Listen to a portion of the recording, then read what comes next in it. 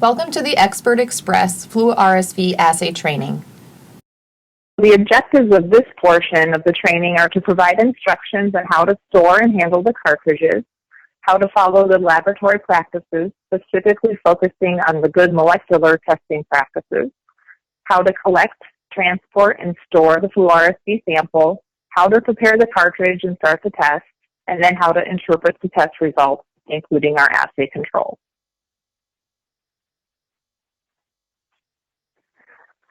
The Xpress Flu RSV cartridge contains internal controls which are going to monitor the steps within the cartridge to ensure that the process is working properly. So these will include the fluorescent probe check control that we just talked about during the video, and also the sample processing control, or the SPC. And we'll talk in more detail about how those controls function as we get through some of the specific details of the test. The test is going to take 30 minutes to run, and it has a feature called early assay termination that can allow for a faster time to result if you run the program that is looking only for flu or only for RSV. As we discussed, the cartridge and the module design is a closed system, so that minimizes the risk for carryover contamination between samples. The expert platforms with more than one module are called random access, which means that a test can be started at any time as long as you have a module available and not in use. This slide shows the intended use statement from the Xpress Flu RSV package insert and highlights that the test is a qualitative test and it will detect and differentiate flu A, flu B, RSV, and that the approved sample type is a nasopharyngeal swab specimen. Performance characteristics were based on strains from the 2015-2016 influenza season, and the test was FDA approved earlier in 2017.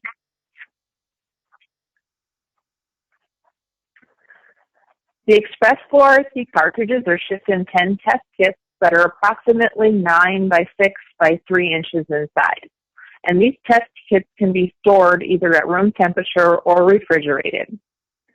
Most customers do store the kits at room temperature. The kits contain one bag of transfer pipettes, which are designed to deliver 300 microliters of the UTM sample into the cartridge. Within each kit, there is a CD, and that contains the assay package insert and the assay definition file. This file will be imported into the software during your install and training and does not need to be loaded again unless there is an updated version released, which would be indicated on the kit with a sticker and also a notification flyer on the inside of the box.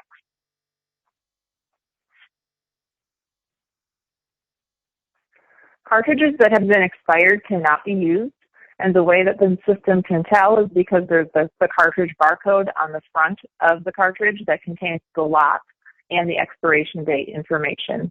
And so the system will reject the test if the cartridge has expired.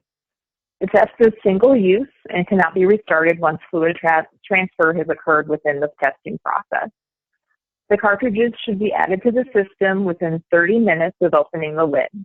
The cartridges are shipped with a plastic seal that prevents fluid movement between the chambers, and when the seal is broken, the components within the cartridge are exposed to humidity in the air and can start to break down if the test isn't started within a proper amount of time.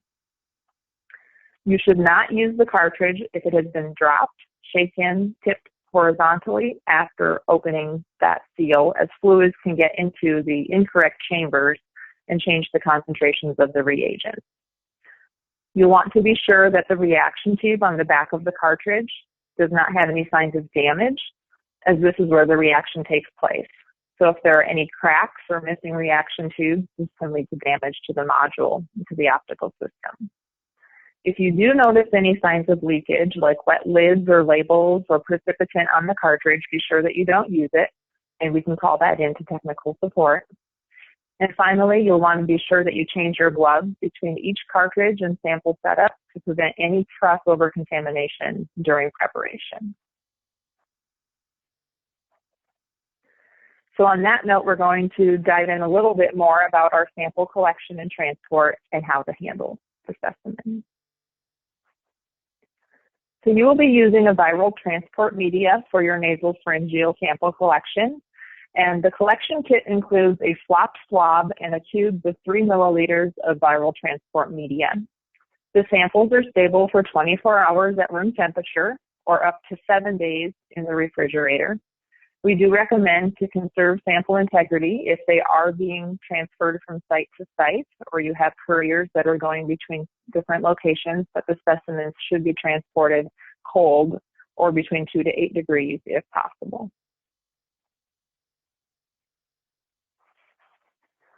When the FAS comes on site for training, you will emphasize cleaning your work surfaces with a 10% bleach solution, followed by a 70% ethanol solution before you prepare the sample in the cartridge. And the bleach is going to kill any organism contaminants on your work surface, and then the ethanol will remove that bleach residue to make sure that the work surface is organism and RNA free before you start working with your samples. You'll need to change your gloves both after cleaning and between processing of your samples. And we'll make sure that we prepare each sample and cartridge individually and then put it into the system so that there is no carryover from one sample to the next.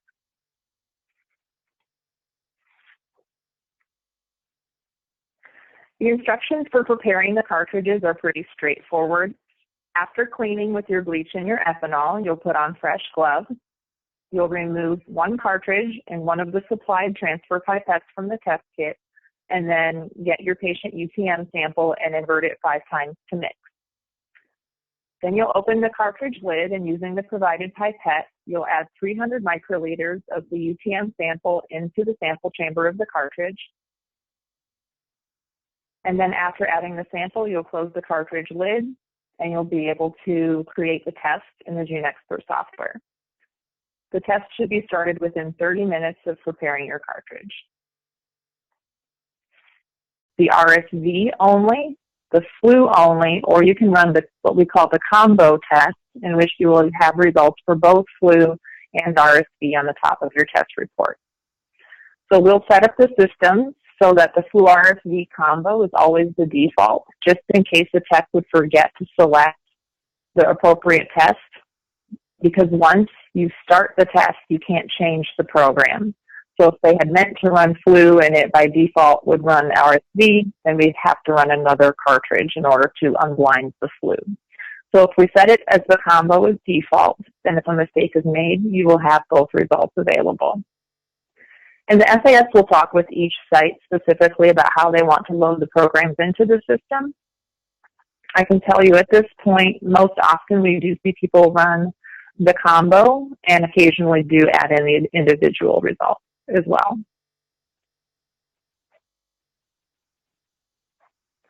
So after the sample is added into the cartridge, it's placed into the module, and then the test is started. The nucleic acids or the RNA from the sample is extracted and purified and then mixed with the different PCR reagents within the cartridge following the instructions that are given by the computer and the assay definition file that has been loaded into the system.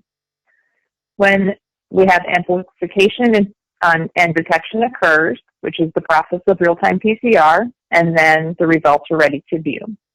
So this will take about 30 minutes, and if you are using the individual tests, such as flu only or RSV only, if that organism is detected, the test could stop early using the early assay termination feature, and it could stop as early as 20 minutes, depending on the concentration of the organism that's in the sample.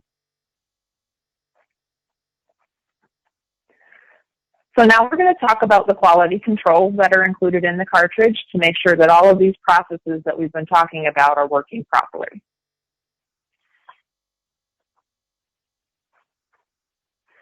Each cartridge is a self-contained device, so it has several controls in place to detect the different failure modes.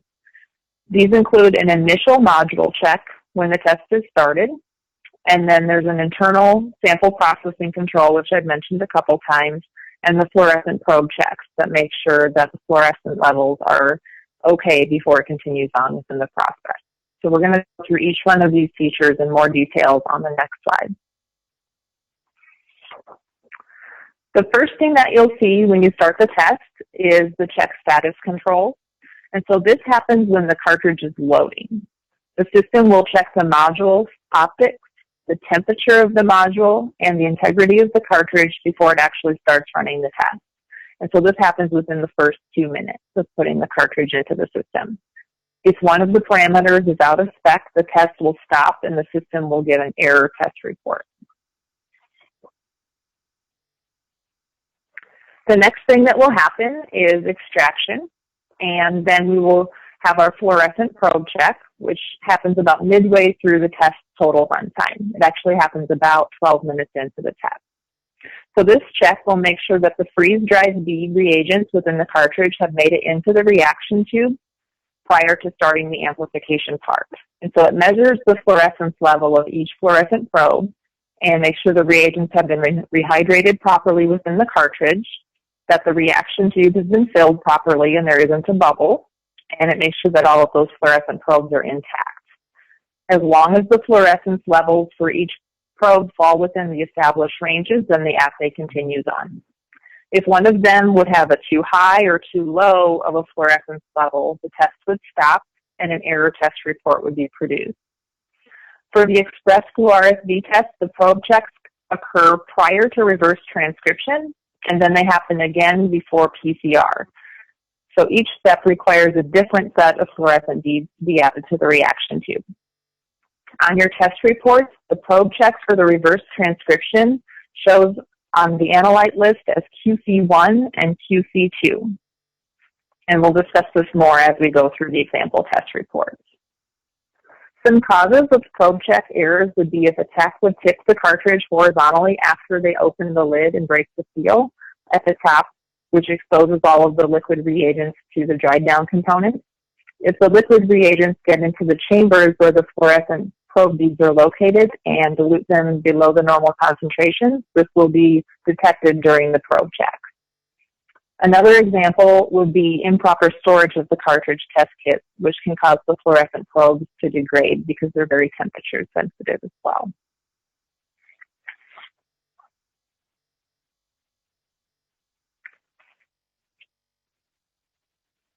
Another control that is built into the cartridge is called the sample processing control.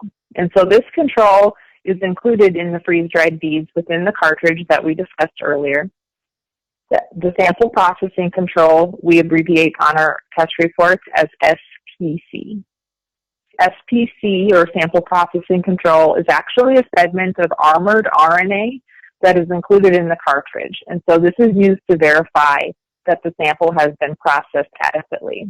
Because the RNA mimics the viral influenza or RSV organisms, we know if we can detect the sample processing control, we would be able to detect those organisms as well. So the sample processing control will verify release of RNA from the target organisms and make sure that the RNA is present, and it also makes sure that the control mixes along with the patient sample. So it goes through all of the same extraction and amplification steps that the organisms would go through. If it does not pass, we would see invalid.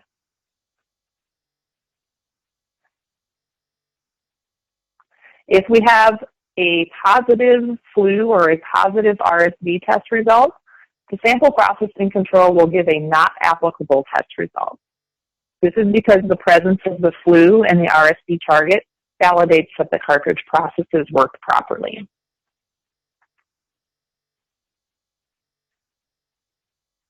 On the next slide, this shows the commercially available external controls that are compatible with the flu RSV tests. And so these will be supplied to your site before you have your on-site instrument and assay training, and the FAS will show you how to prepare the controls. So now that we've discussed each of the cartridge controls, we'll look at how they appear on your test reports and within the software. So this is an example of a flu A positive test result. And you can see at the top the sample information will be shown. In this case, we didn't enter a patient ID, but we ended up adding in flu A positive as the sample ID name. So many customers use this location for the sample accession number, and if you scan your accession barcodes with the barcode scanner that's provided with the system, it'll go ahead and pull in that information into the sample ID field. If we look down at the adenolyte result table at the bottom, you're going to see that there are 2 flu A targets, and that in this case, both amplified, having a positive reaction curve after 27.1 and 29.9 cycles. If either the flu A1 or flu A2 targets are detected, the test will give a positive flu A result. Further down on the table, you can see the sample processing internal control amplified after 33.1 cycles, but in this case, because the flu A targets were positive, it says that the processing control is not applicable, or NA. We know the test worked properly because the targets for the flu A organism were detected. And finally, there at the bottom, you'll see the QC1 and QC2 probe checks passed. And so these are showing that the reagents for the reverse transcription made it into the reaction. And then we can see that the probe check results for all of the other targets, the flu A, the RSV, and sample processing control also passed. So this shows that when the probe checks occurred midway through the process, that all of the fluorescence levels were correct, and that way the test can continue on through completion.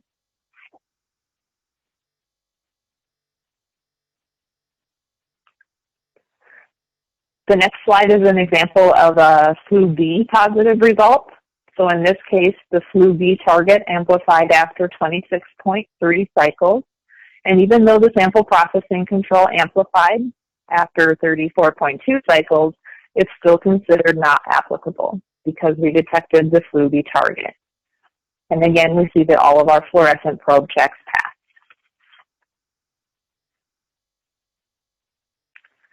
This is an example of an RSV positive result.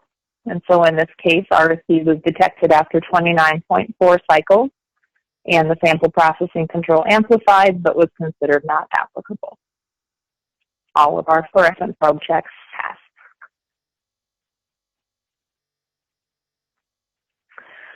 So this next slide shows an example of a flu A positive and an RSV positive result.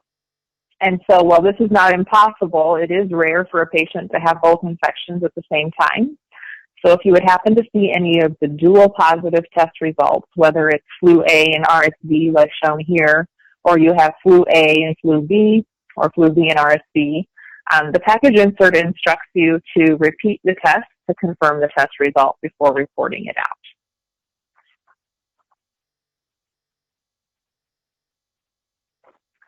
And so here we have an example of a negative test result. And in this case, it was our negative control. So here you can see that all of the targets on the analyte table are negative, except for the sample processing control, which amplified after 36 cycles. And so because all of our true targets for flu A, flu B, and RSV were negative, the sample processing control must pass in this case to show that we didn't have any inhibitors in the sample. And there was simply no flu or RSV positive are present, and so we were able to go through all of the different steps that worked properly, and our internal control was detected. During our clinical trials, 98.6% of tests gave a valid test result on the first try. And so even though there are rare instances where a test may not run to completion, we wanted to just review what the different results would be on your test report. So an invalid test result would be happening if the sample processing internal control did not amplify when a test was negative for flu and for RSV. So this could indicate that the PCR reaction was inhibited due to high concentrations of an interfering substance, or that the sample wasn't properly processed due to something occurring within the cartridge. And so examples of inhibitors would be highly viscous mucus samples, or perhaps if someone had used a nasal spray, something like that just prior to the sample being taken, that could cause an inhibition of the reaction. An error result would occur if one or more of the fluorescent probe checks failed, or if there was, again, a highly viscous sample that caused a pressure error due to clogging the ports in the cartridge. A no result would be generated if a loading error occurred during the initial module and optics checks, or if the test was stopped either accidentally or on purpose by a tech. So again, at the bottom, they highlight that if you do happen to have a co-infection with 2 or more viruses, that we do recommend that you would also repeat the assay to confirm.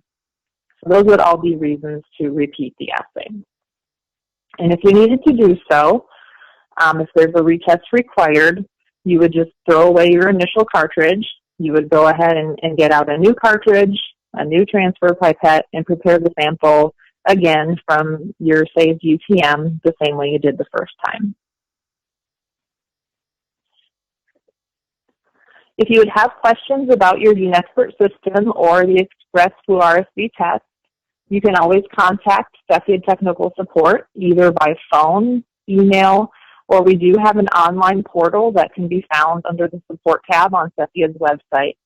This allows you to generate a case and receive a reference number via email, and a support specialist will reach out to you in the way that you indicate when you create that submission. So if you say, I'm only available on Monday between 8 and 2:30, you can put that in your message and let them know, and then they'll reach out to you that way. You can also let them know if you prefer to be contacted by email.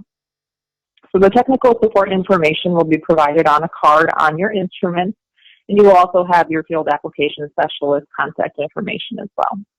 Thank you for attending. This concludes this portion of the training.